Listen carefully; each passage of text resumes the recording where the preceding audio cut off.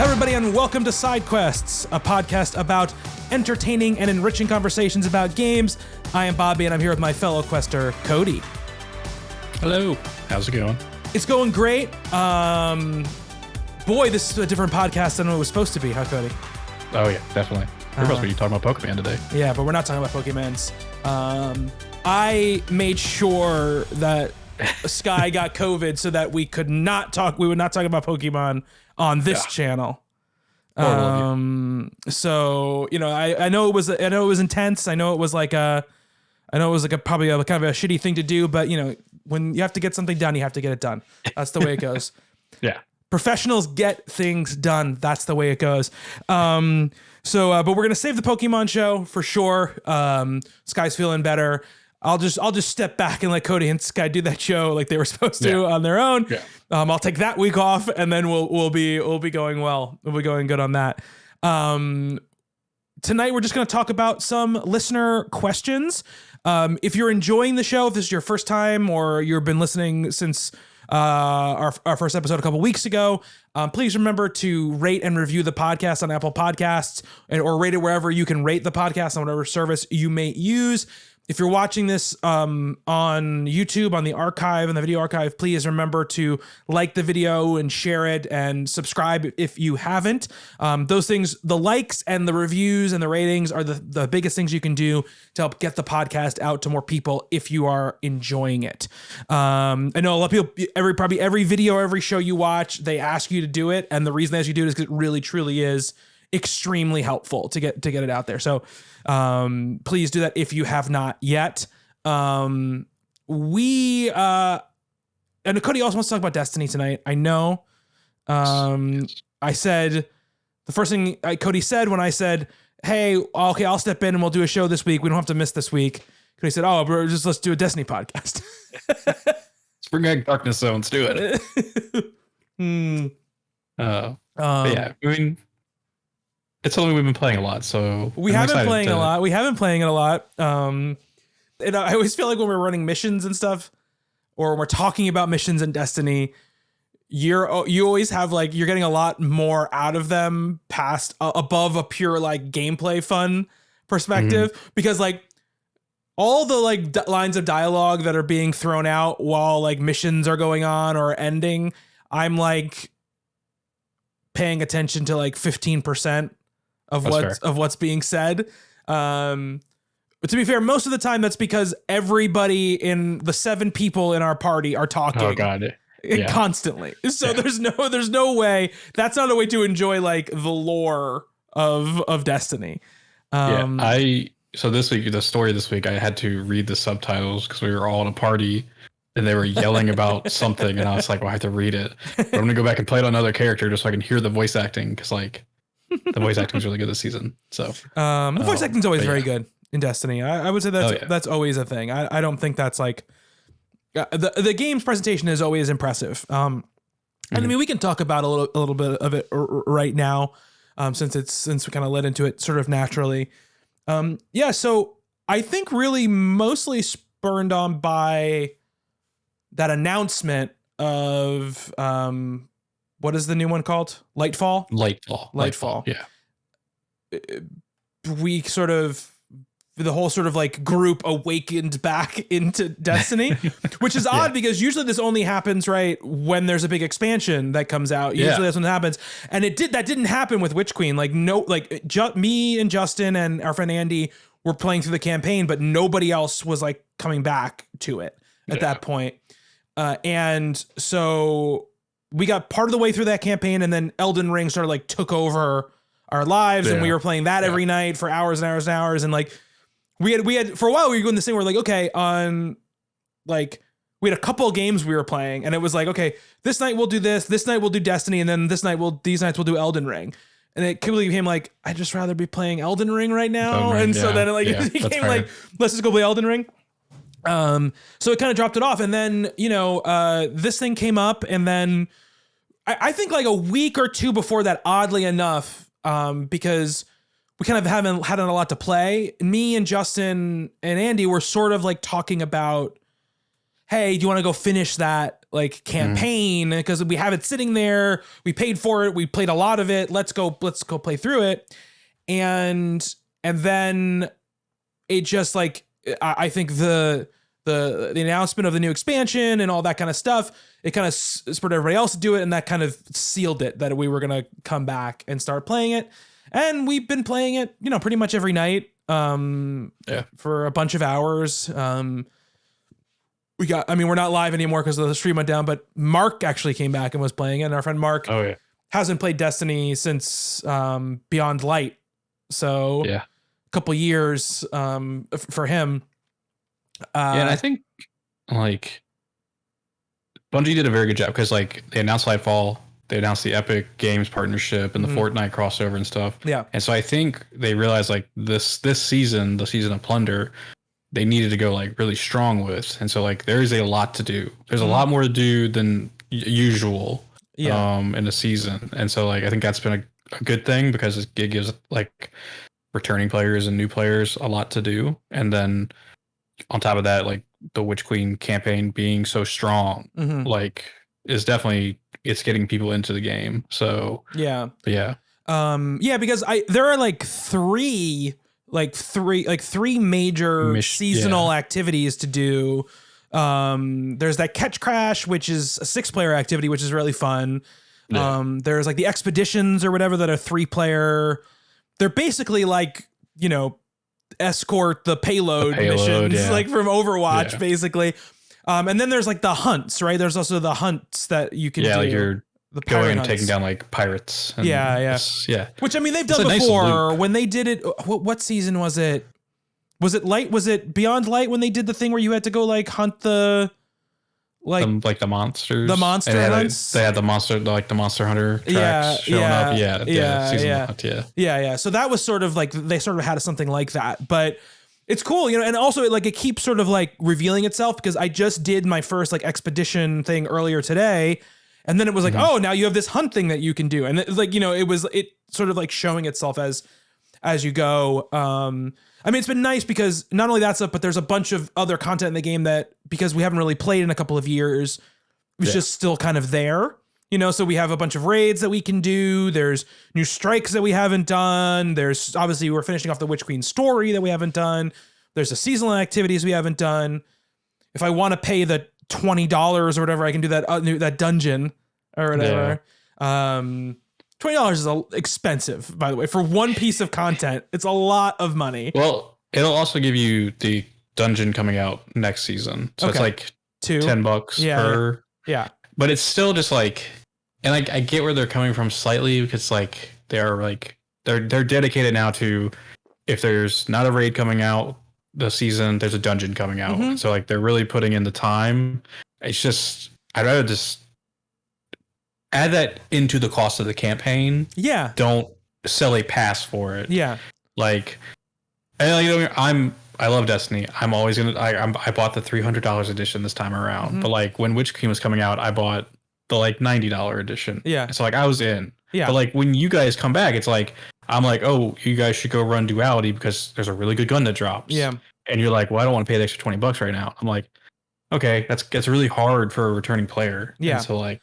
Because also when you come back, like when you came back, I bought the Witch Queen back when it came out, so that's fine. That was like the big investment, right? We come back though, and there's a season pass to buy, right? Which isn't it's not like it's like expensive, but it's something to buy. And then not only is there the dungeon keys to buy, but there was also that Bungie 30th anniversary pack to buy, which also has content tied to it. So the main issue for me is less the fact that like it costs money and more the fact, like you said, because they've made it so piecemeal in the way they've done it, it feels like they're like just like picking you for money, and also it fractures the player base, which is really the part that I think it really sucks. Is like you said, like we got a bunch of people who came back. I don't think any of us have bought those dungeon keys, so it's like none of us are running it, and we're playing it every night, and maybe eventually we'll be like, okay, let's just spend the $20 and they'll play us, and I'll come back and play it when the other dungeon comes out or what have you. But it just feels like, wouldn't you want everybody engaged in all the activities like all the time? Or like, okay, if it's, and again, this is a low buy-in, but if you want to give people sort of motivation to come back for seasons, then just say like, okay, like the when you buy the battle pass for that season, you get the dungeon that's from that season, you know, with it. It just sucks because again, there's so much to do. I'm not really like fuming about it. I was much angrier about it when they announced it back with the Witch Queen thing. Yeah. But I just wish, because it would be a fun thing another thing to do. That would be fun for everybody to get to do and to run. I'd like to see it because the dungeons are usually pretty rad. So I would like to see it, but it's just tough right now. Yeah. And then like, and this is something like, so they're starting to also now do these things called event passes. They just started doing it with Solstice of Heroes in the last season, and they're going to do it this year for the Halloween event, where it's like a pay, like I think it's $10, and like you get a bunch of bonus stuff for the events. And it's like kind of feels like the kind of nickel and diamond people for stuff now. And I'm like, okay, like you've got microtransactions in the game. We're paying for the seasons. You're paying the dungeon pass. You don't got to nickel and dime everything. I get. Yeah. Like, it looked like Bungie does a great job. Like, all the stuff we're playing is a ton of fun. Yeah. But like, I'd rather just front load me. Like, make me pay like $80 a year. I don't care. Like, it's a year's worth of content at that point. Yeah. So, or it's, you know, it's a thing where it's like, okay, like if you want, like, here's like Destiny Plus, pay like $10 a month, you know, and as long as you have that, all this stuff is open for you to play. You can cancel that subscription when you're not playing, and then when you come back, you can pay it. You know what I mean? Yeah. Maybe now that the Sony transaction has gone through, there'll be a little bit less like nickel and diming, I guess. You know, whatever, because obviously they're not solo anymore. They're not independent anymore. But that's the only thing about the experience coming back to it that's been slightly not souring, but the only downer note I think on coming back is just that stuff. But the actual playing of the game has been great. You know, I still haven't finished the campaign because we keep getting distracted by, you know, big group activities to do, but it's been fun to do that stuff. And, you know, I think because they put some stuff in the very beginning of this like season or whatever to get you kind of up to at least a nice light level. I haven't, it doesn't feel like I'm going through like a long process to get to the soft cap and then having to go through another long process to get up just a little bit to, you know, to get like, it feels like they kind of smoothed out part of that process. So, you know, we're running things every week and doing that stuff, but it's not getting to the point where it feels like, oh, we got to do, you know, this again, or we got to do this again. And honestly, because they put new strikes in the game since I played it, when I've been doing the Vanguard playlist stuff, I've seen a lot of strikes I've never seen before, which is nice to see. I'm not doing the inverted spire for the, you know, 900th time, though I did do that yesterday. The OG, Destiny 2 beta one. Yeah, they've really done good, because I mean, like, Witch Queen added 2 new strikes. They added a strike last year with Beyond Light, and then they added all the battlegrounds, which are like mini strikes, and those are so nice because they break up the gameplay. Because like sometimes those strikes are long, but then like the battlegrounds are just like real piecemeal, and like it is so fun to get into one. And there's like the enemy like density in there is fantastic, because with all these new 3.0 like light classes, you're just killing everything, and it's a ton of fun. Yeah. So so people don't know, maybe people have never played Destiny, or they've been away from Destiny for a long time and are thinking of maybe, because I've heard a lot of people thinking about getting back in. People have reached out to me and asked me how how it's going, and what am I still enjoying it or whatever. So the 3.0 stuff, it makes the subclasses. So there are 4 subclasses in the game for each character. It makes them sort of more customizable and more in depth, right? So you can you can figure out a build more with your subclass than the way it used to be, where, you know, especially with Destiny 2, where it's just like, here's a jump, here's a grenade, here's a thing, here's a super, you know, here's a melee, and like, you're good. There you go. Go for it. And I think it can be a little bit overwhelming, like, you know, coming back into it if you haven't been playing it, or coming in for the first time, because Destiny, you kind of uses its like terms, like its words, like you should just know what they mean. Sometimes they're like, oh, this will proc this status effect. And you're like, okay, like I don't know what that means. Like I don't know what this means when you say this to me. What does this status effect mean? Like this is not a common term. But I think that, you know, basically when we started and I was like, Cody, just tell me what stuff to put on my character so I have a good build. Like, I don't know what I've never engaged with it in this way. So like, I don't know what to do here.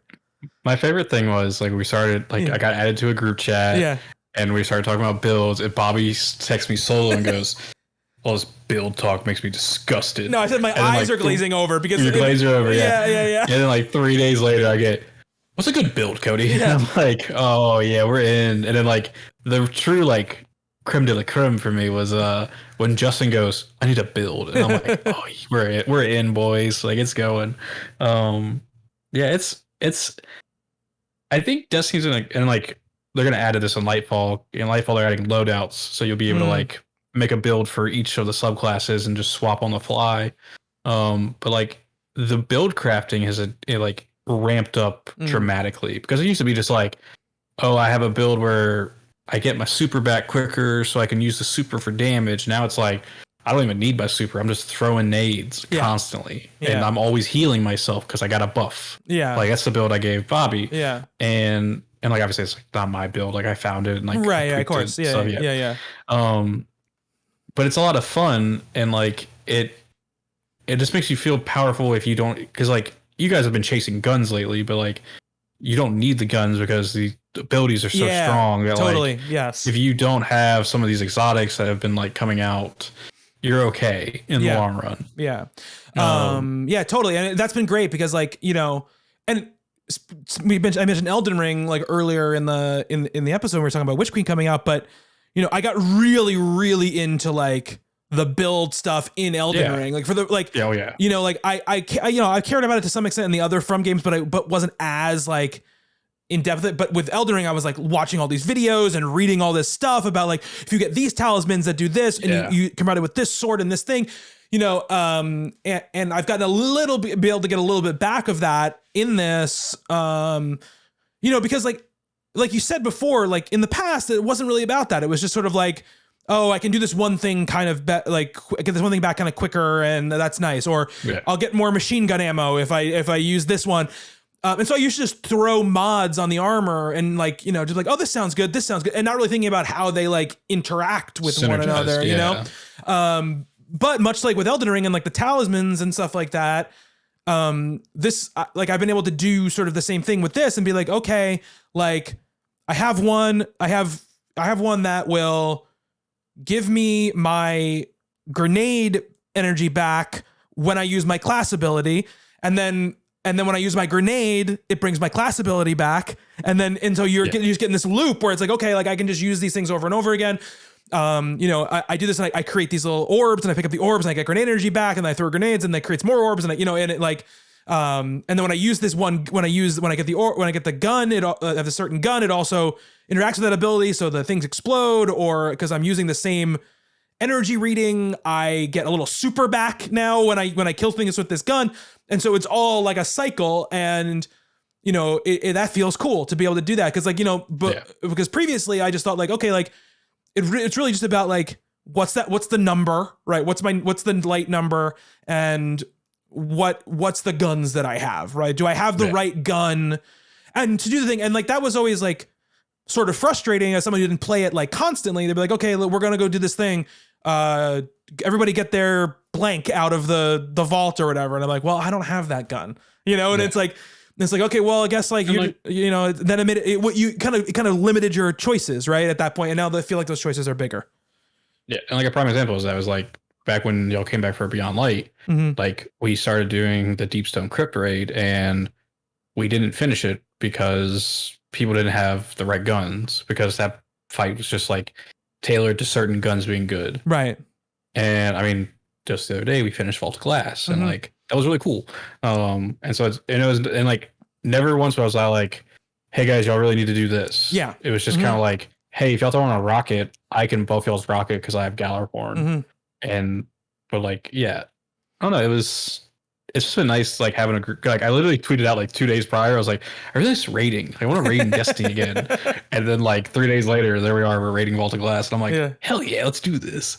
But yeah, and like the catch up mechanic of it was called like Gift of the Thunder Gods. Like it gave you like armor and weapons and exotics, and like that's really nice. I hope they do those like every season, because they were doing those for a very long time. Yeah, and then they kind of stopped. And I think obviously like it was just a perfect synergy of like, hey, we're announcing a new expansion, we're doing this collab, so if new players come in, here's this chest, it gives you a bunch of free stuff. Yeah. But still, I think doing it every season would be beneficial, because I think in that announcement of Lightfall, they announced like there's been over 5 million new Guardians in Destiny since like the game came out. Like that's insane numbers. So like if there's constantly new players, just keep giving people the incentive to keep playing. And they are eventually, I think, gonna just drop the power level thing, because it's just a arbitrary number at this point. It doesn't really, it's just preventing people from doing stuff in the game. Like the thing holding us back from doing King's Fall is like, well, we got to at least be 1560 across the board, or else people aren't going to do well. And so I think King's Fall, the raid coming back, was also a big contributor to like Justin and like other people coming back, because that's such a like fan favorite raid in Destiny, that I'm sure that also is like a good incentive to come back. And again, I don't know what the experience is for people who are totally new coming to the game for the first time, and how well it sort of like brings them in to like the experience. But the nice thing about giving that armor and exotics and stuff like that at the very beginning was that like you don't have to go through that like period of like, okay, like all this stuff I built myself up getting, like now all the blues that are dropping are way better than it, and I have to like wear all this shitty armor, and I've got to like, you go through that whole like experience where it's like, okay, like do I start infusing stuff now, or do I just wait, like, all that kind of stuff. I still think there are things they can do to make like the experience like a little bit more friendly. Like I don't know why it costs something to feed a gun into another gun. Like it doesn't make any sense to me. Like why? Like it's not like, what does it matter if people do it forever with every gun? You know what I mean? It doesn't matter. Like I'm never going to use this blue sidearm that just dropped, but it's 2 levels higher than the purple gun I have. Let me just eat it, or whatever. Like I don't understand why they do stuff like that. We've talked like they have mods that we talked about the mods. There's tons of mods in the game. They either have to drop in the world or you have to buy them from vendors, and it's like kind of random. And so like, it's like, okay, like I have to hope that the mod I want is being sold right now. And if it's not, I got to wait for however long. And it's like, why can't I just buy whatever mod? If the mod has been released and is out and is like, whatever, why can't I, if it's been for sale before, why can't I just buy it whenever, I want to buy it, basically stuff like that. Yeah. Especially with loadouts coming, I hope they address that, because it's such like an integral part of the build making now. And like they're all about like, oh yeah, like we'd love seeing all the builds y'all are making. Yeah. So like they need to address that, because literally like a mod that was sold yesterday, I haven't seen in 100 days. And like I was like, oh, I gotta get home and like buy it. And so like, and like for someone who plays Destiny all the time like me, like that's fine. But like new players to the game, being told like, oh well, your build's gonna suck until like this one vendor sells it in like 3 weeks. Yeah, exactly. I think they should definitely like plug that into like where you can like there's the Monument of Light where they sell all the exotics. Yeah, just have a page for mods and be like, hey, each mod costs 10,000 glimmer, whatever it is, 500 legendary shards, whatever the current. They should definitely just address that pretty soon, because it's a struggle right now for some players. And like, because I players who don't play a ton or are new, like they're kind of like just shit out of luck, right? It's like the game telling them like, sorry, you should have been playing this whole time, like, because like that's, and if they all dropped in the world at some point, like that would be different. But because like only certain ones drop in the world and only certain ones are sold, it's like that's some of the, they still, I think they've gotten so much better about so many things, just coming back to it a year at a time, kind of. For myself, I can see the big changes they've made and how far they've come along. And they've really sort of like, filled out the thing around this great gameplay that they've always had, right? The game has always felt great, and it's always looked great, but this other stuff they kind of really filled out around it, and I think that's awesome. I still think they're kind of like caught in this weird place where it's like, who are we like making the game for? You know, I think they always struggle with that, right? And I think they've gotten better at it, but it's always like, okay, like is like the power level thing we talked about or the mod thing we talked about. Some of it feels like we're making this for the hardcore people who are here every day, who never stop, who never leave. And then it makes it difficult for new people or lapsed players to come back and feel like they can sort of get back into it without a guide or somebody to help them get through it. You know, or luck, you know, it's a lot of that stuff, you know? It's stuff like, you know, like somebody's guns will drop and I'll be like, I don't know. I never use sidearms, but like, should I keep this? Like, is this a good one? Like, I don't know. And there's no way for me to know, like unless I go and look it up, you know? So like right before Witch Queen came out, a big thing was, vault cleaning videos on YouTube were huge. Okay. So I want you to just store all those in the vault, Bobby. And before Lightfall comes out, we'll do a video of just me being like, that's a bad roll. That's a good roll. That's a bad roll. Like I got that machine gun in the raid, and Cody was like, "Oh, what's on it?" And I told him, and they were like, Cody was like, that's the god roll. And I was like, I would never, like, if you hadn't told me that, I probably would have fed this into something else. Cause I probably would never have used it. Yeah. And they're adding new perks like every season. Like they just added Volt Shot, which is like to tie in with the arc. And they've been adding these like elemental perks to go with the 3.0 classes. And so like, and then like this season, they added like a bunch for like melee stuff and like, it's getting a little overwhelming how many perks are in the game. Yeah. And so like for a new player, like coming in, like they don't know that like, hey, if I'm going for melee, like Swashbuckler is a perk I really should be looking for. Right. Like, they just don't know that. And so like, I also think like that's something they could do. Cause like in the 3.0 subclasses, if you highlight over something and it's like, oh, it makes you radiant, a little text pops up and goes, radiant does this. They definitely should have like a page where it just lists out the perks. Yeah. And so you can like, go hover over one and be like, oh, this perk gives me more damage if I get a melee kill. Right. Yeah. That would be great for new players because, like, I'm sure many players don't even look at the perks that are on their guns. They're just like, this one shoots good. I'm good. Honestly, until beyond light, I kind of when you guys were talking about some of the perks like in the group chat, and I was like, I don't even pay attention to what the perks are. You know what I mean?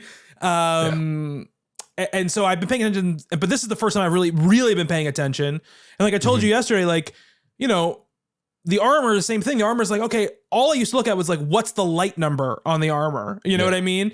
And now it's like, okay, but like, there's also there's always been stats on the armor, but like, I never felt like it mattered. You know, I never really felt like, okay, like if my resilience or whatever resilience is the damage mitigation one. What's the one that gets the grenades back faster? Discipline. Again, still like these work like the like the terms. Yeah. The discipline thing is like, okay, if it's a little higher, but grenade come back a little bit faster, but who really cares? Like this number is way higher. You know, I'll just take this. And then, you know, I've been thinking about the build more this time around. And so I was like, okay, let me actually pay attention to what armor drops and see those. Like I want resilience and I want, discipline. I want those two numbers to be the highest they can possibly be for the thing I'm going for. And just in the last couple of days, sometimes I was like, okay, like I already built this armor way up. Like I already like, you know, raised the like level on it, whatever. And I was like, but like, I need to just like ditch it and just go to this other one. Cause I found like boots and like a chest plate that were like both much higher, like 15 or 20 points higher in both those stats. Yeah. So like, I was like, I'm just going to use them. Cause I like, you know, I'm just going to go for it. And like, I got both those sets like yesterday were like, it was like 45 and 62. And now they're both like 80, you know, like because I did that. And like, that feels good to be able to do that. I just wish the game was like, had a little bit more of like, hey, just so you know, like, you know, this is what this does. And this is what, you know, something for new players or even players that are lapsed where it's like, okay, like here's a tooltip, like, you know, like if you're thinking about doing this, maybe do this or whatever, you know. Again, it's a very difficult problem to solve. Like I'm not gonna act like it's an easy problem to solve when you have a game that's when you have this game that's 6 years old or whatever at this point, you know, and the franchise, which is 10 years old or whatever, it's like, or a little less than that, 9 years old, whatever it is, you know, it's tough to keep the game, you know, friendly to new players. But that's the one thing I think the game still is gotten better at, but still struggles with. But there's just a lot of like system overload. Yes, there's so much systems. It's always going to be hard. They are introducing a thing in Lightfall called Guardian ranks, where like it's going to like tell you like, oh hey, you should go run some strikes. You should do this to get your Guardian rank up. So I think that'll be somewhat beneficial, but I think they need to take that a step further, like we talked about. Just, you know, explain what stuff is in the game. But like my favorite, one of my proudest and like greatest thing is like listening to like the guys and you talk about like just nitty gritty stuff, like you talking about like the armor, like you're paying attention to the stats. Like that's like the nerdy shit about Destiny that I love. Like I love getting a high roll stat armor and like being like, okay, well if I put this on, like my resilience goes up and that's gonna be good because that means damage reduction. I'm gonna die less. And, like, that's the fun stuff for me, and like I'm glad you guys are like getting into that and like having fun with it, because I know like before it was just like, this is stupid. But it's not so much that, it's like I didn't either realize or understand that it was important. That was like more of the thing, because like when I play RPGs and stuff like that, like I very much care about that stuff. You know, I pay attention to like my builds and stuff like that. But I didn't realize it was important. And also like so much with Destiny to me, like when you're a person who's coming back to the game, so much about it is like playing catch up to like the level that you need to get to. So it's like, should I even like be paying attention to what my armor is saying right now? Because like, I'm going to be going through like 7,000 pieces of armor before I get, you know, to, before I get to the ones that I'm probably going to settle on. But it's nice because once you know, I'm sure they'll change it again, but now that I kind of understand it, like it's a little bit easier to like come back to and stuff like that. Yeah, no, I've been really enjoying it. I want to say too, we're doing the raid and like we would get to the, like we'd wipe, because if you play a raid, if you all die, you put what they call it, like what you wipe, and then it like brings up like a screen where it's like, hey, here's like the stats for like this section of the raid, and it would always be like it would be like a normal like section, and Cody would have like double the amount of kills and double the amount of damage as anybody else in the party. And I was like, how is Cody doing this? And now that I'm like building out the character, I totally see how you did it. Because like I get in these situations, like we ran the Nightfall, which is like a super hard version of the strikes that we talked about before, which are like mini raids. They're like tiny little, that you go into like an instance mission with two other people, and you have to like go fight the thing, and there's a boss at the end. And they have like really hard versions of it, you know, that you can get good gear from and stuff like that. And we ran it twice yesterday, and rooms that in previous times I would have been like decimated in, or been like just like hiding in and like popping out and shooting in, I was like tossing a grenade and then shooting into that like group of people, and like people, they were just like melting, in front of me. And I was like, okay, like I get this now. Like I get it now. And that was cool to see that there was like that other level to it, than I knew existed. But yeah, that catch crash thing I mentioned earlier, which is like basically a pirate mission. The whole season is like pirate themed. You go in with 6 people, and you basically have to like take back this ship that this villain or whatever has like her pirates have taken over or whatever. And there's different variations of it. It changes week to week, exactly what you're going to do. The one that's in there this week, as we're recording this, is awesome. Like it's so much fun. It's like wild and like intense and like really, really fun. And like you said, it's just cool that they have that stuff in there that makes it's not just like, oh, you have like this one thing to do. Like you can run like the Garden of Salvation, and you can do like, you can get public events that have like a little bit of special difference in them, like that's what it always felt like to me and that's why I would always drop off. Like once we were in like the second season after the big expansion, I was like, I don't want to just do the same 2 things like over and over and over again. That's not fun, for me. And having this variation is really, really cool. So I'm excited about that. They've done a lot of cool things, like now there's a dungeon and a raid on a weekly rotator. And so there's always a chance to be going back and doing old content if you missed it. Like I never really finished Garden of Salvation, and we never finished Deep Stone Crypt. Yeah. And so like when those come up on rotation, it's like worth us to go do because we would get gear that's like high level. Yeah. And so that's really exciting. And yeah, like, and they structure it to where like they want you to come back week to week, but like if you just want to like, if in a few weeks you're like, well, I'm kind of like done, but I kind of want to see where the story goes. You can just play once a week, get the story, and dip out. Yeah, like that's all you really got to do. But like for people who are like invested, who want to keep playing, like you do that weekly, then you can go do other stuff. Like there's constantly like gear to grind.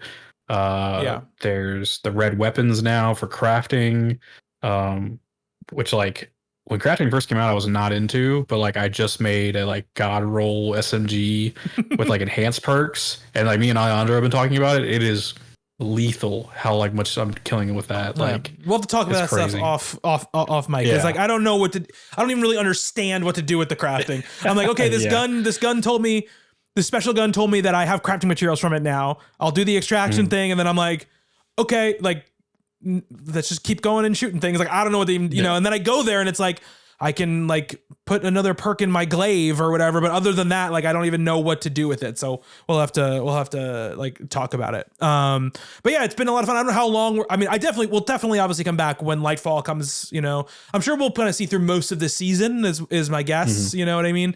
And then we'll see what happens after that. But yeah, so we talked about Destiny. You cannot talk about Destiny ever again. Darn. At least until something new happens. So do we want to do some of these listener questions, Cody? Yeah, let's do it. Let's do it. All these questions were submitted on our Discord. That link is in the description for wherever you're listening or watching this. So, join up because we've got a really cool community going on there. Do you have it in front of you?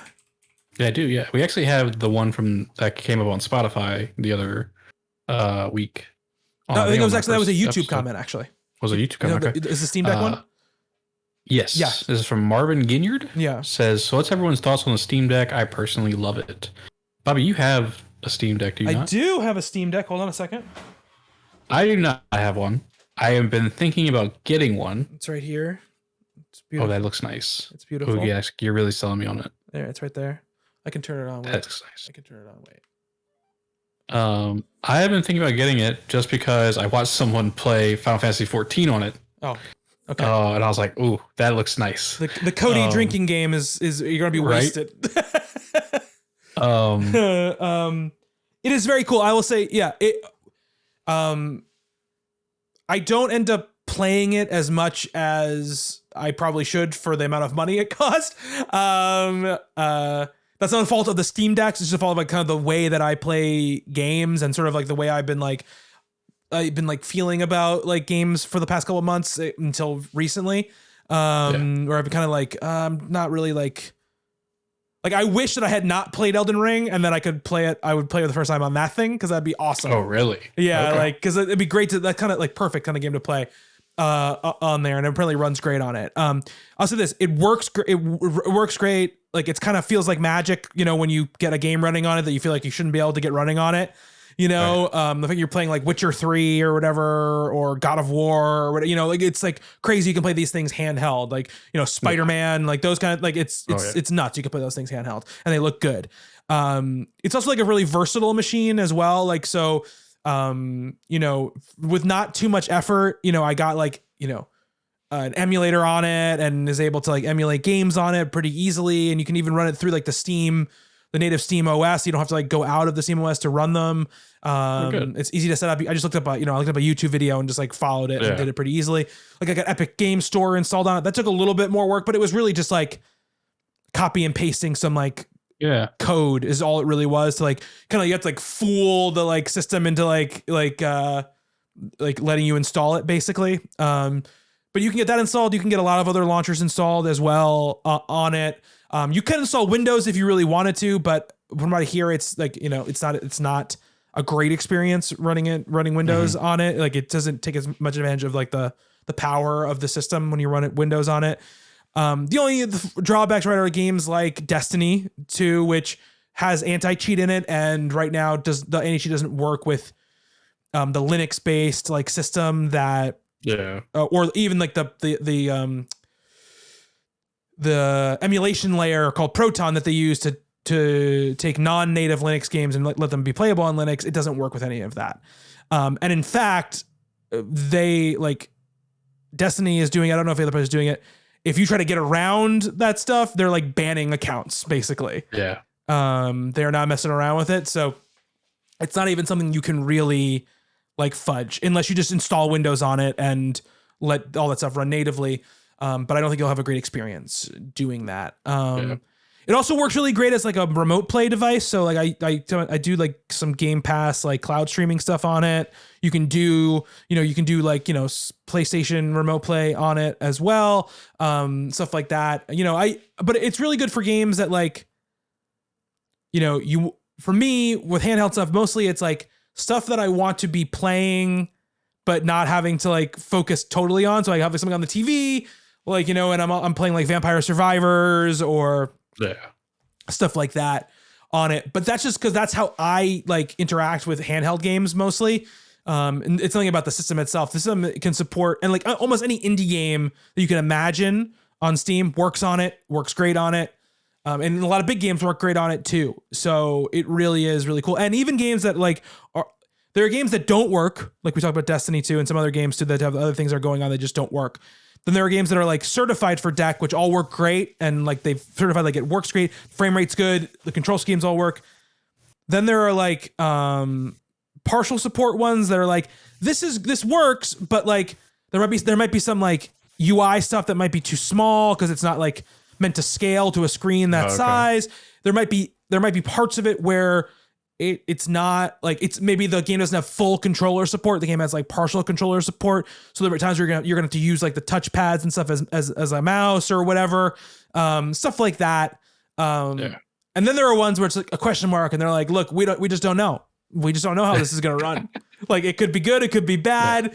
Like it you might have to use a special control layout. The nice thing is that there are people, Steam is a huge community, obviously. So there are a lot of people who make custom control layouts for games. And this works on, normal played on your PC Steam as well. But it's great for the Steam Deck because like you have the game, run the game, you just hit like the Steam button, it brings up an overlay. You go to like controls, and literally it'll say like, this is the control scheme you're using. Do you want to see like community-based controls? And it'll just give you like all the control schemes that people have made for the game you're playing.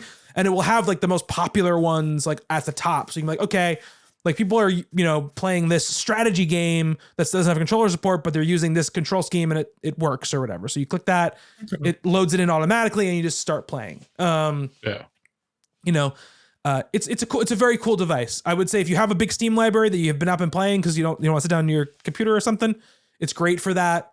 If this was a couple years ago and like I had and Desmond, my son was like newborn, definitely I would play it a lot more. I played a lot of Switch then too, because like it's like, okay, sleeping in his like bassinet, and I can like just play. I can't go anywhere, but I can play like a game right next to him, stuff like that. So it's good for all that stuff as well. Also, if you have a commute, obviously it's pretty kick-ass for it.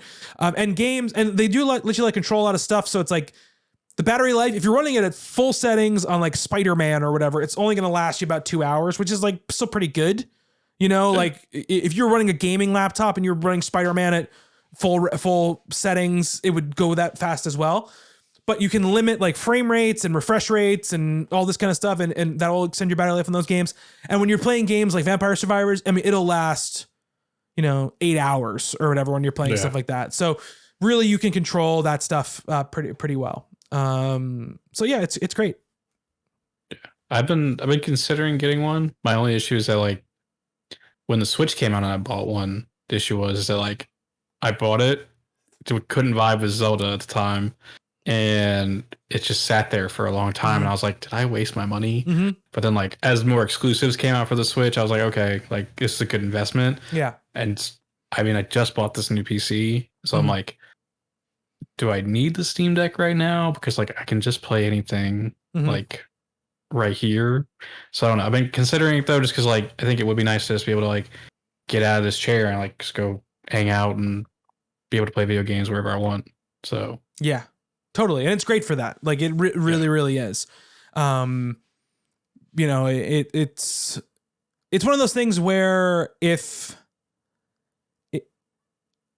I didn't play games until like on my PlayStation until midnight, you know, like I would probably like go to bed at like 10:30, bring the Steam Deck in with me and play for a little bit. And then right before I go to bed and stuff like that, but just not the way it's going right now.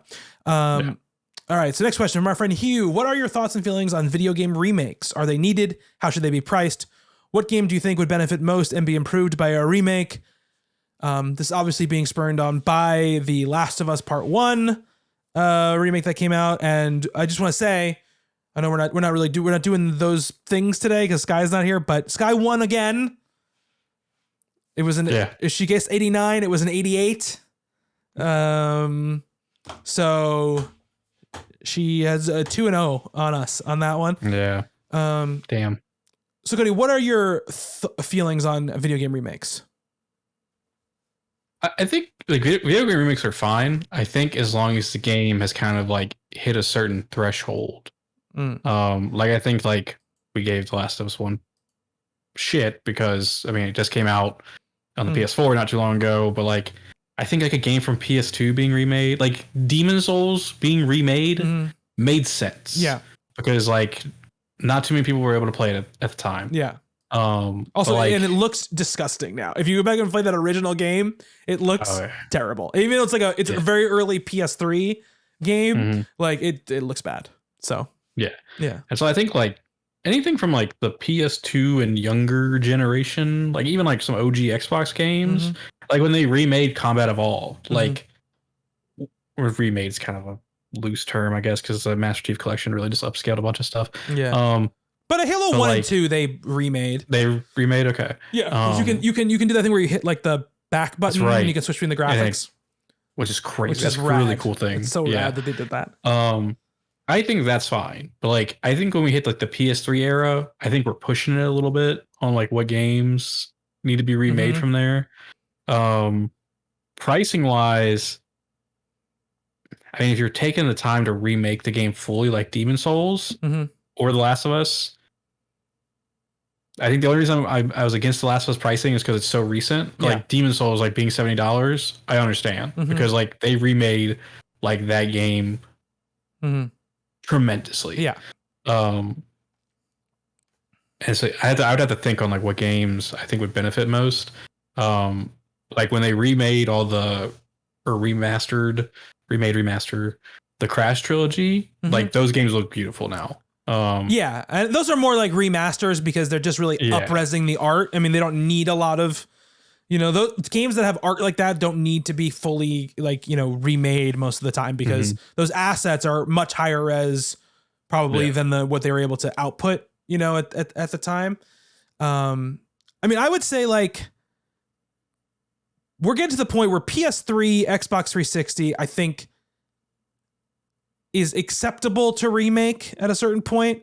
Because, you're getting like, original 360 and PS3 games, we're talking, 2006, 2007, at that point. So you're talking about, 16 years ago, at this point. So, on hardware that, especially for the PS3, there's no way to play it unless you have a PS3, right? There's just there's no way to do it.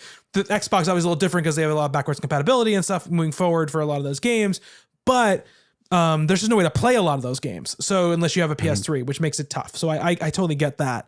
And like I said, when you're in the early days of the PS3, the first couple of years, you're not that far away from like the best looking PS2 games that, you're like, there's not a huge leap in difference there. Yeah. And underlying technology.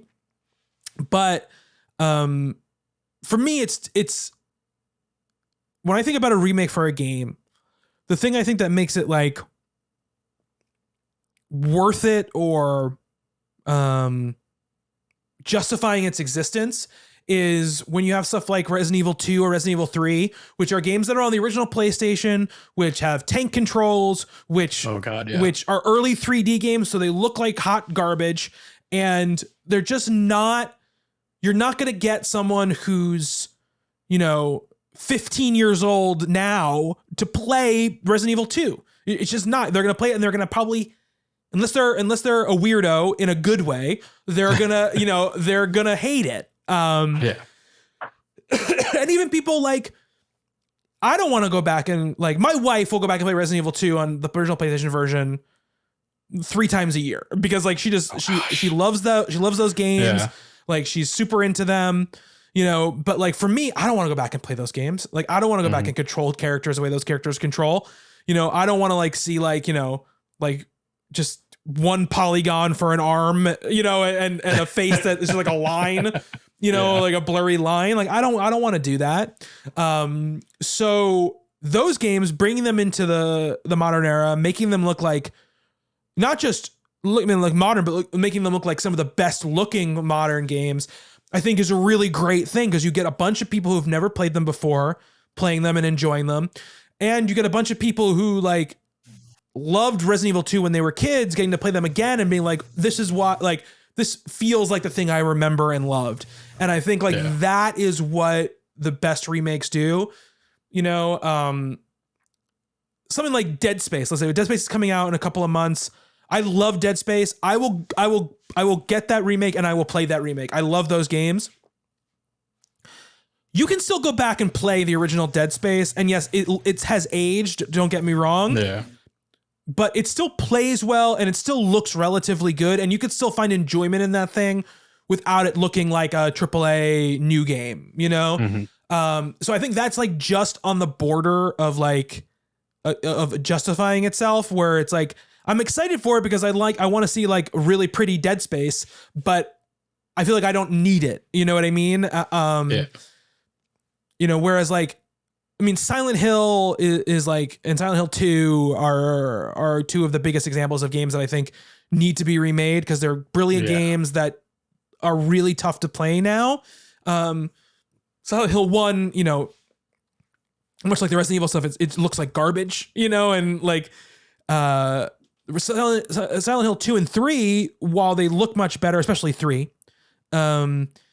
the only time they've ever been released in a modern sense is in that HD collection that came out of like 6 or 7 years ago, and that collection is universally like reviled by Silent Hill fans because they messed with the music, they messed with the voice acting, they messed with the audio. There's a ton of glitches in it. It was like Konami, lazy trash, basically. It was basically what it was, and so, and you can't play that. You can play the thing on Xbox systems because they have backwards compatibility to the 360 era. Can't play those games on PlayStation at all. And it's like, those are kind of things that you need to like bring back. So that would be what I would say. But like you said, Cody, if they remade it from the ground up, it's worth whatever a new game is worth. Like they put years of work into it. They put a ton of time. It needs to be basically that much. So. Yeah, and I would say like similar to your Dead Space one, like for me would be Red Dead Redemption. Like it's not needed, but like it'd be really cool to see in the new engine that they're using, like they did in Red Dead Redemption 2. Yeah. And like as far as what do I think would benefit most, I think it would benefit me the most if the Metal Gear games got remade because I've never played those, and those original ones, they don't look the greatest. So if they remade them, I think, and like, don't they also, at least doesn't the first one have tank controls? Yes. No, it doesn't really have tank controls, but it controls really weird. Weird? Okay, that's what I was very weird. The first game controls, the first 3 games all control kind of weird because like they hadn't really figured it out yet. They hadn't like, there hadn't been a game that came out that was like, this is how you do third person, action games with shooting in them. There had not been a game that kind of like had set it in motion. And so there's like you shoot with the square button, like one of those. Yeah. Cause it's like, that's the action button. So like, that's, so you use that for all actions or whatever. It's tough. Cause like the first one is a PS1 game and it has that look, the way it looks is just bad. The HD remakes of 2 and 3 that they put out were actually good. Those ones were actually good. They look, they look like up-res PS2 games or whatever, because that's what they are. But, they're much more modern feeling than the first one. The first one especially needs like a big expensive remake, and that would be great. Because everybody should play those games because they are great. It's on my games of shame list. Like I need to play one. Yeah. Well, I mean, to be fair, Cody, you were very, very young when that first game came out. And like I didn't want to play Phantom Pain because like I was like I don't know anything about these games. And like I don't know, like could I just hop into that one and understand what was going on? I would say that even if you had played the other games, sometimes it's not very easy to understand what's going on.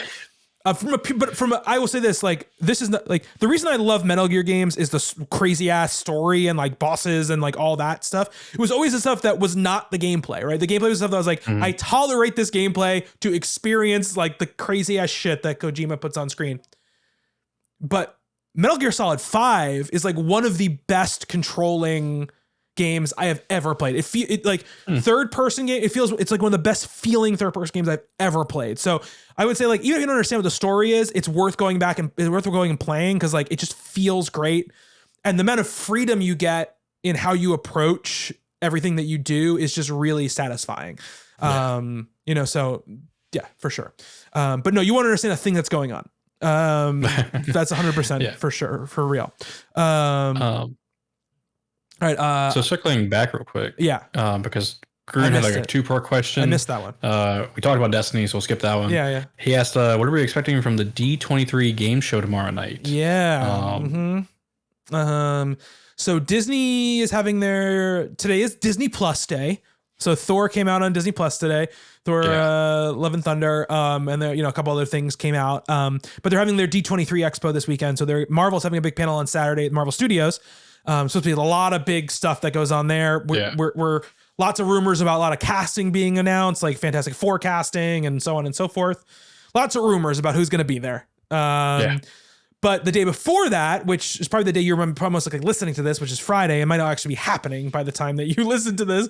They're having a games showcase. And so let me ask you a question, Cody. Do you think we see Wolverine or Spider-Man 2 there, or do you think that's going to be at a Sony thing sometime in the future? No, I do think we would see, I think Spider-Man 2. Yeah. I think that's obviously the one that's further along. I think Wolverine would be the next Sony game they're really going to show off. Just because Disney, really locked down their Marvel game studios to where they're like, hey, this is ours. This is exclusive, but we're going to show that stuff off. Yeah. So I could definitely see Spider-Man being there.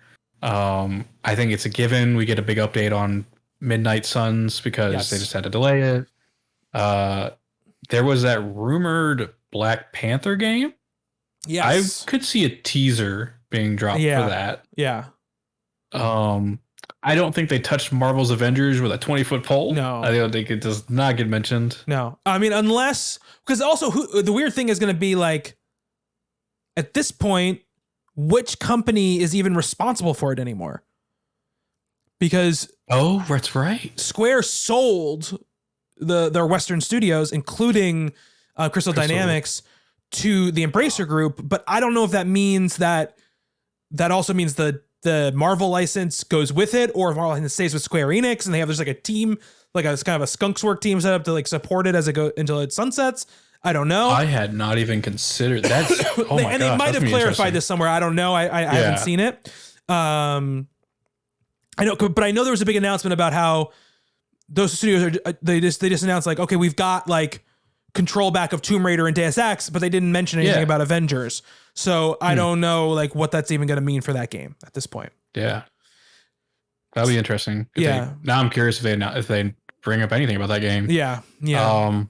And then they have their slew of mobile games, and they'll probably announce another new one. Yeah. Well, they made a lot of partnerships. They're making a lot of partnerships with a lot of people because this is the Disney and Marvel game showcase. So, I don't think we'll hear anything. I doubt we'll get hearing about any Star Wars games because I think they want to save that for the Star Wars centric celebrations and stuff like that. It's possible we could hear about Star Wars stuff there, the Ubisoft game, and there's a couple other games that are in the hopper that we're kind of waiting to hear about. You know, I don't know what else like Disney is doing as far as game stuff goes. That's not like one of those like shingles like Marvel or Star Wars.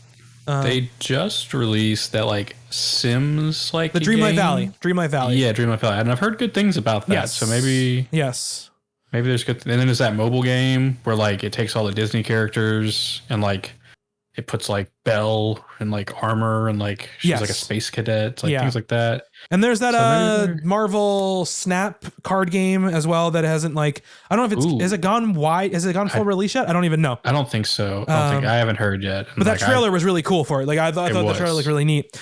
I mean, obviously they'll probably end up talking about content for the Skywalker saga, the Lego game, because that game is like the third best selling game of the year or whatever right now, or second best selling game of the year if you don't count Call of Duty, which came out last year, obviously.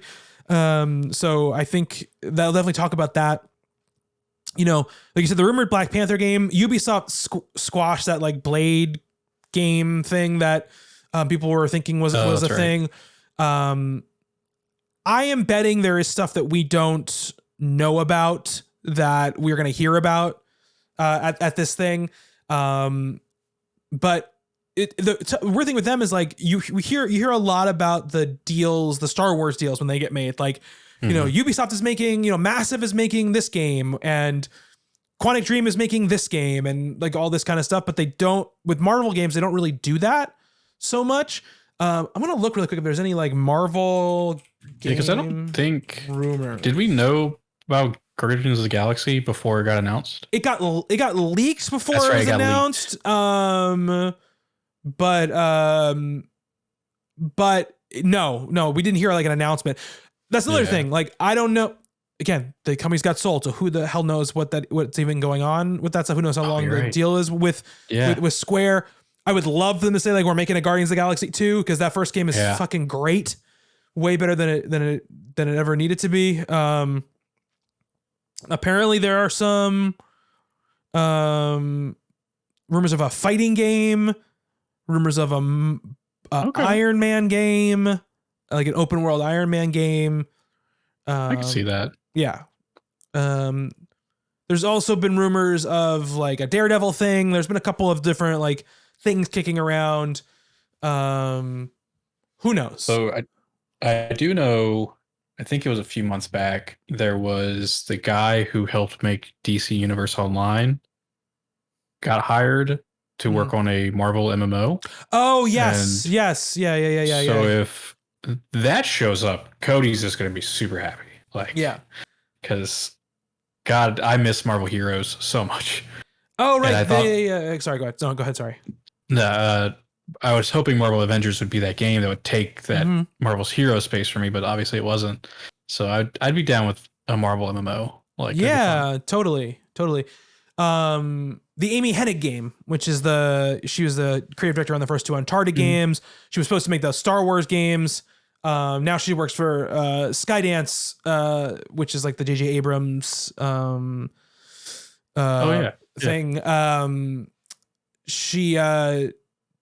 The rumor is that's going to be a Captain America and Black Panther during World War II game. That's a rumor for that game. Oh, I'd be in for that. Yeah.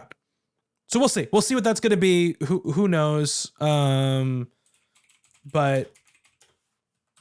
I'm excited to see what they're going to announce. I mean, obviously they've been like beefing up their game stuff over the last, couple of years. So we'll see. We'll see what happens. I think Skydance is also working on a Star Wars stuff as well. We'll just have to see what's going on with that. So, yeah. By the time you're listening to this, that might have already happened. You're like, you guys were wrong about everything. Everything, yeah. Sam asks, what non-video game property would you love to be made into a video game? So, like, the past few years have been really good for, like, horror movies being turned into video games. I mean, we had Predator, Alien, Friday 13th, Evil Dead just had a game that came out that's apparently really good. Yeah. Killer Clowns from Outer Space. Killer Clowns from Outer Space got that game. I'm super excited for that one. I love that movie so much. I would really love a take on like a Nightmare on Elm Street where you're playing as Freddy. But I don't want another asymmetric horror game. I'd rather but that's what it will definitely be, though. 100%, yes. Even though he's in Dead by Daylight. But I would love like a story, almost like an Until Dawn, but like reverse, where like you're trying to kill characters as Freddy. I think that'd be a really interesting take that I'd love to see a team take on. That like, there's only ever been one Nightmare on Elm Street game, and it was a long time ago. Yeah, of course. Yeah. So, but it will 100% be a asymmetric multiplayer game where one person is Freddy and there are 5 Dream Warriors or whatever fighting against him. 100%. I mean, Friday the 13th is a really cool thing that can make for a really cool video game because you could do some really crazy visual stuff, right, with it. You know, all the dream stuff. That would be really neat. You know, for me, it's tough because like I feel like in the world we live in now, like every big property like is a video game, you know, for the most part. Like, I mean, I've said for years, I mentioned before in the rumor, I've said for years, I would love to see a Daredevil game. Like I would love to see a story driven, you know, 3rd-person action game starring Daredevil. I think that would be really, really cool. I think you could do some really neat like visual stuff with it as well, with like the, you know, the radar vision and stuff. So that was always like my go-to when asked this question. You know, after seeing, but following up on that, after watching The Sandman on Netflix, I think that could be a really neat, like very story driven, game, which is not really, it wouldn't be really an action game. I think it would probably be more of like a adventure type of situation because there really isn't a lot of action in those books or anything like that. But just the visuals and like there could be a lot of puzzles involved because that's like a lot of what it is. And like the story of that first season of Sandman, like the show, is very video gamey. He has like he's powerful, he gets captured, he loses like these 3 items that he needs to get back to make him powerful again, and he has to go and find those 3 items, you know? So like it's very much, you know, kind of formatted in that way. But yeah, that's what I would say for that one. I think honorary mention for me. Let's just scrap this Hogwarts Legacy game, give it to this far superior book, Percy Jackson and the Olympians. Let me just have that series turned into a video game. That'd be fun. I would love that. I don't like Percy Jackson. I just started so many wars. I know. Really? I love those books so much. I mean, fuck J.K. Rowling, fuck TERFs, like all that, like, you know, I have like, my feelings aren't even complicated. Like, I'm just pissed that like, I can't be excited that there's like a big, huge budget, kind of cool looking Harry Potter set game. It does look really cool. You know, I'm like, it sucks. Yeah. The entire shit around that has ruined it. Yeah. So, you know, it pisses me off. I'm so angry at her like constantly. But I mean, don't like, it'd probably be better if it was a Percy Jackson game because of, you wouldn't have that thing around it. A Golden Compass game. That would be my thing. Yeah. I love the Golden Compass. That's a good one. Those books are great. Do you want to read the next one from Crockett? Yeah. So Crockett asks, are any of you using those special controllers these days? Do you have any fancy bits you enjoy, like paddles or back buttons? Customizable stick tension, length, trigger travel? He said, personally, I like the ones with the back buttons for shooters, but don't see much utility in the other features, which makes Microsoft's announcement yesterday of a $130 controller with no back button or paddles kind of a head scratcher. I know they announced the Elite, but I didn't realize it was just a regular controller that you could customize the color. I think is the only thing I've seen on it. I have never used one of those controllers with the back paddles. I remember Justin getting the back triggers on the PS4 controller. Yeah, that like attachment go on the back. Yeah. But I've never used those, and I've never been one. I remember like back in high school, I had buddies who bought the little thumbstick extenders from Scuff Gaming. Oh yeah, but I never used those either. Yeah. Just never. And like a comparison is like I just this past year started using an MMO mouse to play MMOs because like my hands were cramping trying to reach buttons. So like I've never been one who like is like, oh yes, I should be, and like it's crazy to me because like when I play using controller, I play like claw, where like my index and middle finger are constantly moving to buttons that like they shouldn't be moving to. So this new Xbox controller is called the Elite Core. And it's $50 less, and it's got like the thumbstick tension changes. It's got the profiles built in. It's got that superior D-pad that kind of looks like it's from like a cyberpunk like thing. You know, it's like it's got the triggers, adjustable triggers on the back. It doesn't come with paddles and stuff, but it's $50 less expensive than the other one, which is like $180 or whatever. Yeah. If you want to basically make it that like the full Elite, you can buy like basically an upgrade pack, which is like a carrying case.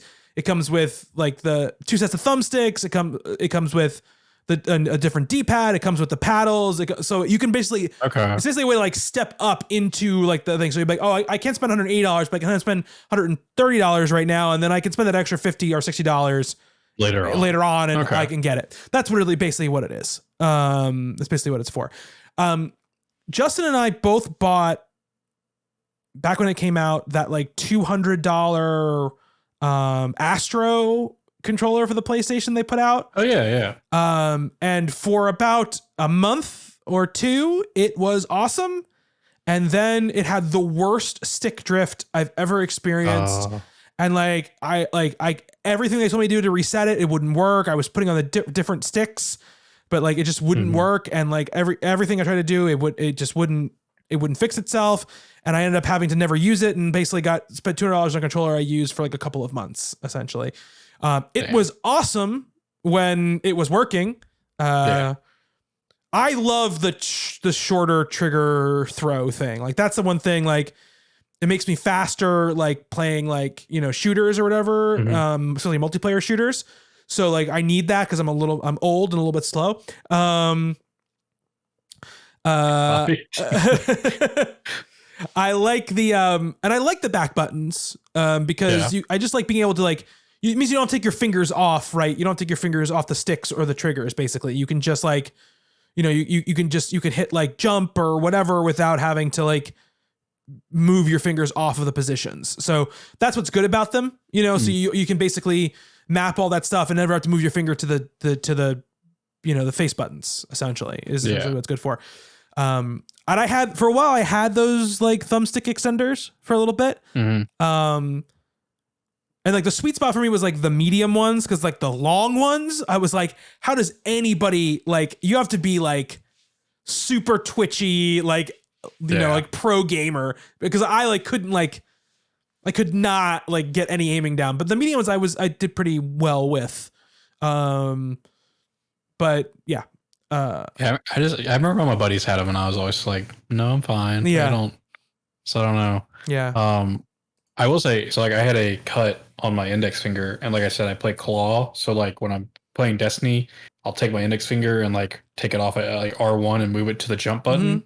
And so now you're telling me to just use the paddle buttons. I'm like, oh, that would, because like when I had a Band-Aid on that index finger, I was hitting the jump button and I was dying from jumping constantly. Yeah. And I was like, I wish I could just not have to do this. But so yeah, that might be worth investing then for me. So I might have to look into those. I mean, the nice. PlayStation has their like Elite controller. I think it's like the Edge or something it's called, that you'll be able to use with the PS5 when that comes out. And Sam followed up saying, what's the best, most comfortable controller of all time? I think it's tough to say. I think the Xbox Series controller is great. Like Xbox One controller was also really good. The Xbox 360 controller was good, but the Xbox Series controller is like, it's like a tiny bit smaller than the Xbox One controller. It's got like the grips on the back of it. It's like, it's just ergonomically a little bit different where it feels much more comfortable in my hand. And I always favor like the separated sticks, like the one up, one down over like the PlayStation, like both on the same like line basically. Really? Yeah. Yeah. I've always liked that better, like the separated sticks. Yeah.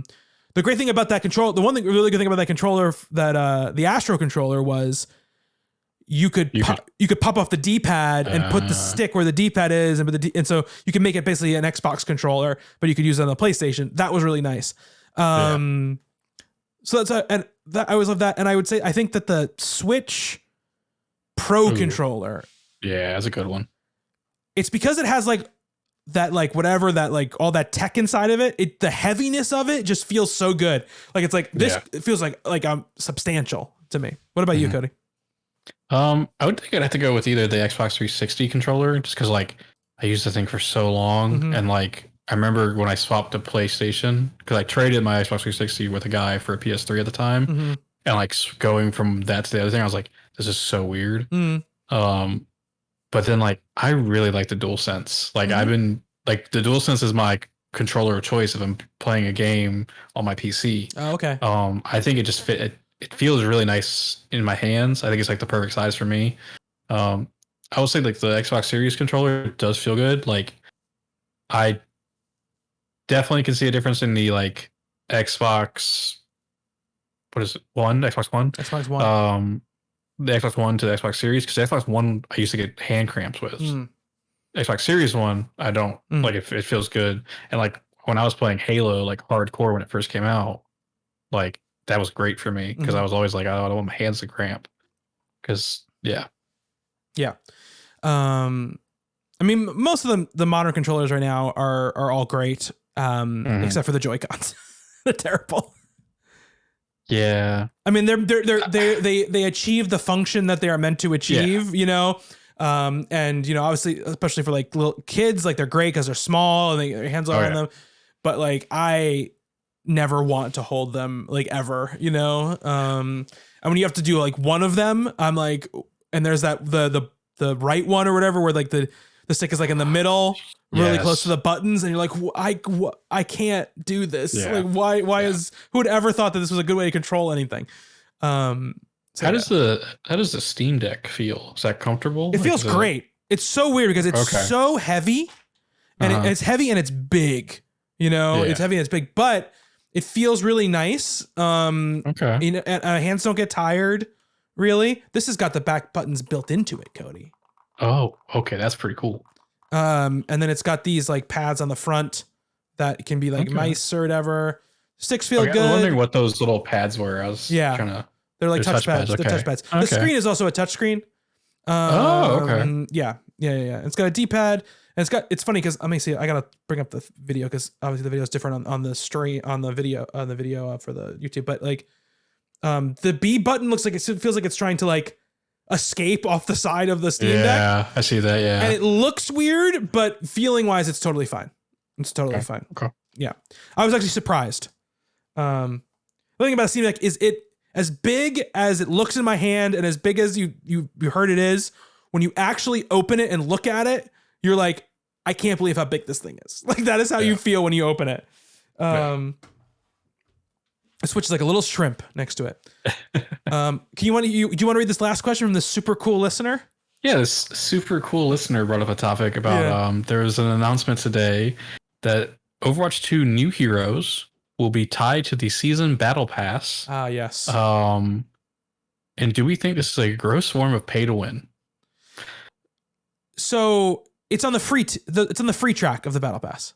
So originally they announced all new heroes will be tied to the battle pass, and then they came back and said, just so you're aware, it's on the free track. So what I read happened was it got leaked that they were on the battle pass, and they had to come out and say like, yes, it's on the battle pass, but it's on the free track of the battle pass, essentially. And so they because they hadn't officially announced it yet. Yeah. And so like when I brought this topic up because I want to talk about it because I think it is grossly just gross. Because we all know like if something is on the free part of the battle pass, it is going to take you a ridiculous amount of time to get to it because the entire point of the battle pass is you buy it, you get XP boosts littered in throughout the battle pass. Right. So that you get through the tracks quicker. Mm-hmm. And so, and like they could put this at level 10 of the battle pass, they could put it at level 50. I feel like it's going to be around level 50 is when it's on the free track. It would just make sense. And like Pew, when I brought this up, brought up like, well, what about Apex? You can buy the characters. I'm like, yeah, you can outright buy the characters. I'd be fine with that. If it's a free to play multiplayer game, I'm totally fine with having to pay for the characters. I liked in Overwatch 1, we got all the heroes for free and all the maps for free and all that. It is because Overwatch is a hero shooter, it is gross to put a character behind a battle pass that someone else could go drop $50 on. And now they have an advantage over me because all the new heroes are always busted. They always get nerfed like a month or two later. And it's just like a competitive shooter game for a lot of people. Yeah. So it just feels super gross that we were even tying a character, which is core to like the gameplay of Overwatch. Yeah. And like another comparison I saw was like, well, what about Valorant? It's like, it'd be like if a gun came out in Valorant and they were like, but you got to pay the battle pass to get the gun. The guns are like the core part of that game. The hero characters you buy are totally separate. Yeah, but I think it falls apart a little bit when you're talking about Valorant in that way because the characters are very important in Valorant. Like there are, yes, it's also a hero shooter, you know. Yes, I guess it's just the fact that like the guns and the heroes are separate. Yeah, and like yeah. Like I get what you're saying, but like, but like the abilities and stuff like that, like are very important to like team makeup and. You know, there are definitely like higher pick rates for certain characters for competitive than there are for like, pub games and everything like that. Obviously, like if you want to spend the money, but the thing is like Valorant's an example, obviously, where there's no way to get the character for free. You have to buy the character, right? Like there's no way to get characters for free, is there? You can like pick the character and be like, I want to focus on that character's contract. And I don't know, like what people have like gotten down. I think it takes like 40 hours of game time to unlock the character. You can still do that with even the new charters they're putting out. Okay, I wasn't sure. I know you could do that at the beginning. The characters are in the game from the beginning. I know you could do that. Yeah. Okay. But again, it's the same exact idea though, right? Which is like there is a slow free way to get them, or there's a fast, expensive way to get them, which is like you pay right out. I think Apex is a bad example in this scenario because there are busted characters in Apex sometimes when they come out. Like when Seer came out, he was busted, and so it was like if you're using him, you have an advantage. They nerfed him pretty quickly to get away from that. The characters, while they are, some of them are better than others, and they're one that are fit your play style better than other characters. The character you're playing as, I think, is less important, to like the overall like ending of the match than your pure shooting skills. You know what I mean? Like you can definitely, if you're really good at using abilities and stuff like that, yeah, obviously, like it'll make a difference in matchups, but. Unlike Valorant or, Overwatch, where it's just a much more close quarters situation where like you're dealing with the same, makeup of heroes over and over and over again. It does a difference. And in Apex, you can literally buy them with just experience points, basically. Yeah. Like I've played Apex so little over the last couple of years, but I've come in and bought the new character every single time for like 12,000 hero bucks or whatever. And I've still got enough for like 7 more heroes or whatever, everything. So like they make it very easy. And I think Apex really doesn't Apex really wants it to be like, if you play the game a lot, you'll get the hero when it comes out. Like, we don't care. Like, that's not how we're planning on making money off of you. Like we want you to buy our $35 gun skins or whatever. Oh God. My problem with the Overwatch thing is like, not that somebody could get the hero before me. It's that I feel like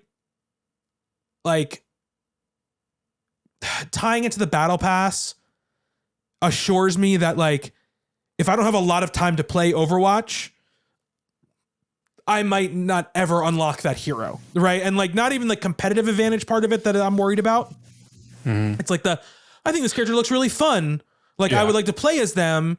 And it's like, okay, but you got to play like 40 hours of this season if you want to get that hero. And it's like, well, what if after the 40 hours of the season, I'm like tired of playing Overwatch, and then I got the character, and now like, okay, Overwatch, I'll see you again in 3 months or 4 months or 5 months or whatever. Yeah. Like I mean, again, on the flip side, right? It's like a motivation, right, for you to play, to go through the battle pass, to be invested in like doing their daily challenges or whatever they're gonna have, to push it forward, and they want the carrot at the end of the stick, and I'll say like, in some ways I would prefer that over like the Apex battle pass, which is like, there is like 2 gun skins in this 100 level battle pass that I really want.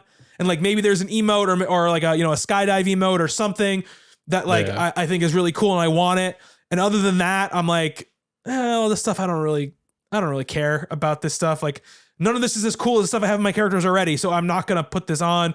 I don't care about voice lines. I don't care, whatever, you know what I mean? Yeah. Yeah. So to have, the Fortnite battle pass, which is obviously they've kind of perfected how those things work.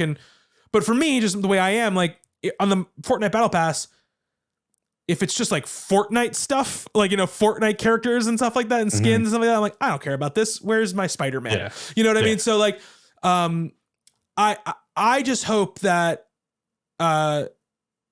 other than this character, they have interesting stuff along the way on the battle pass that like will make you want to keep playing through it. I totally see your point. Like I totally see where you're coming from with it. I'm wondering if it's a thing where they're like, if you buy the battle pass, you get the character right away, and the battle pass is $5 or $10. And it's like, okay, like essentially the character costs $10, to buy it or something. I think that would be, a fine thing to do. But like I said, if it's at level 50 of the battle pass and eventually it's like either I spend 40 hours or I spend $500 or whatever to unlock the character, then I'm like, okay, like I would rather just pay $80 to $70 for this video game and you just give me the heroes, whatever for the first year or whatever, because so I don't have to deal with this. Yeah. It just feels gross, and like I just don't think a character should be tied to a battle pass. I think just make me pay $10 for it. Like I'm fine with that. Like I really am. Like I do it in Apex sometimes. Yeah. If I have to. Yeah. Like I don't even need to earn a free currency to unlock it. Like I just think putting me on a battle pass and then like them doing this kind of like makes me think they're gonna do like what Halo has, where you can always go back and play those battle passes. Because like how else are they gonna let people get characters? Yeah. Like it's they have a lot to probably answer for now that this got leaked. So I mean, I'm sure they were planning something to announce all this stuff. I think they mentioned too in their announcement when they were like, guys, don't worry, it's free. They said something about like they have a big thing coming up where they're gonna like talk about it, all of that stuff. I mean, it's soon. The game is like less than a month. It's launching in beta or whatever. I think Overwatch is in a very interesting position, right? Because they came out in that weird time, like before service games got big, but close enough to it where they started to look like a dinosaur, like kind of halfway through the life of their game, because they didn't have the model because that model didn't exist when they launched. And now they have to try to figure out a way to fit into that model. Yeah. But now they have all these expectations on them of like what the game was before. They also have all of like the baggage of that game, all the Activision Blizzard baggage, all of that stuff. Overwatch basically froze in place like 5 years ago, and like never really changed, and people got tired of it, and I think they waited too long, for the sequel. This might be really successful. I'm not saying it's not going to be successful. I'm just saying like they have a hearts and minds problem, I think, because every little thing like this thing, people jump on, right? Oh, yeah. They're like, what? Just another example of how they're out of touch and like they're trying to steal my money. All that stuff happens. And, you know, without them being very open about their plan or what the, you know, like you said, if the character's in the battle pass and then you miss that season, do you have to you have to play that whole battle pass to get the character while working on another battle pass that also has a character in it? Or is it like what you said with Destiny, where it's like, okay, now there's like a character archive and then you can just buy it with money. Like when it goes into that thing, now it costs you $15 or whatever to buy that character, because you missed it for free in the season, you know, but beforehand. But, you know, I don't know, because then it ends in the thing where you get in that kind of like that Rainbow Six Siege problem where it's like, I just started playing this game and there's 40 heroes. I have 3 of them and it's going to cost me $250 to like get all of the operators or whatever. So like, you run into that problem where it's like, okay, now what do I do? And you also, like you said, then you run into the problem too, where let's forget about like the busted character. Let's forget about when they nerf it. But that like let's say it's 2 months later, and now that character is like fixed, but still like the meta, you know, tank to use or whatever, the meta DPS or the meta healer, and you just can't use it because you didn't start playing until January, and it was in the October battle pass that ended in December, and like, what are you supposed to do at that point? You know, it kind of goes back to the thing we were talking about with Destiny a little bit, where it's like when it feels like games are trying to force you into spending money like that, it just leaves a bad taste in players' mouths. When it feels like you're being forced to do something, where you're getting punished for not spending the extra money, you know, it feels like it just leaves a bad taste. Like that's what always happens. It's definitely like gross. Yeah. So, but again, we're all like, you know, we're making assumptions about how it's going to work. Who knows? You know, they might come out and say like, yeah, it's on the free battle pass, but if you buy the battle pass for $10, you unlock the hero right away, you know? And then at $10, like it's money, but it's not like so much money where it's like a have and have not situation. It's like, you know, it's the standard price for a battle pass. Exactly. So, well, you know, we'll see what happens with all of that. You know, I don't think, honestly, this, like, as far as like these shooters go, I feel like Fortnite has it down, you know, and I don't feel like anybody else does. You know, like Apex is great, but I feel like Apex's like economy is stupid, you know? Like I haven't played Warzone in forever, but like I don't know how their whole like, let's just give us money. That's just give us money. Yeah. Just pay us the $15. Here's Godzilla. You're good. Yeah. Go in the store and buy this like tracer round and something that will annoy the shit out of anybody who you battle. And like Overwatch had like the very unfortunate thing of like coming out just before the loot box shit hit the wall. And then battle passes took off. Yeah. And so they're 100%, like you said, playing catch up. Yeah. And so hopefully they come out and talk about it and it's good. But they already said no loot boxes, right? They already said no loot boxes. There's no loot boxes. Yeah. That's just the battle pass. Yeah. So, which is good. Apex is like the last man standing on that thing. Yeah. It's crazy. You can still buy loot boxes from them. And then like there's the more expensive loot boxes when an event comes around. It's like ridiculous. Yeah. Crazy. But also, just I know we're talking about Overwatch, but with Apex, I don't know, Cody, I've put like, I don't know, 600 hours into that game.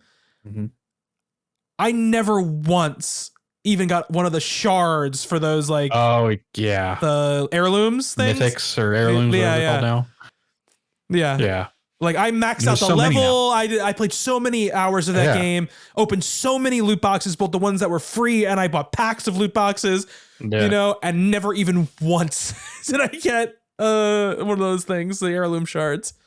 Yeah. And like there's so many in the game now. It's like you gotta just like when that event comes around and introduces it, you just gotta buy like $200 of boxes to get it. It's crazy. Yeah. That's the way it is though. All right. Well, I think that's going to do it for this week's show. Please remember, if you've gotten to the end of the show, I'm hoping you're enjoying it. Please remember to rate and review the podcast wherever you listen to your podcasts. Apple Podcasts, the best place to do it. So if you have an Apple account, even if you don't use Apple Podcasts, that's the best place to do it. If you're watching this on YouTube, like the video, join our Discord server. That link's down there. Follow us on socials at @side_quests pod. That's everywhere. You can find the YouTube stuff over at misadventure.land if you're listening to this right now. Yeah, and I think that's gonna do it. Next week, I'm not sure if it'll be Skye and Cody on their Pokemon adventure, or we'll do something else. But stay tuned for that. But until then, thank you, Cody. Thank you, Bobby. And thank you to everybody who's been watching or listening. Until next time, be good to one another. Later.